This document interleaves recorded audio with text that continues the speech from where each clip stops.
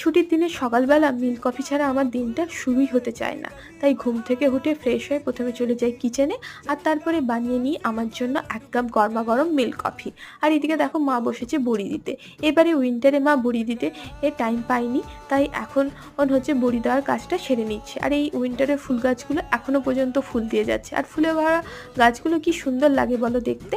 এরপরে ব্রেকফাস্ট করে আমি বসেছিলাম এই ডিআইওয়াইটা বানাতে। এর ফুল ভিডিও চ্যানেলে আসবে, তার জন্য চ্যানেলটা সাবস্ক্রাইব করে রেখো।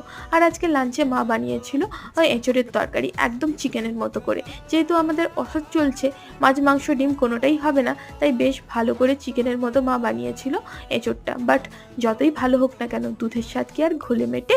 আর বিকেলবেলায় গেছিলাম স্মার্ট বাজার, বাট এতটাই ভিড় ছিল আজকে স্মার্ট বাজার, ভিতরে ঢোকার আর সাহস পাইনি।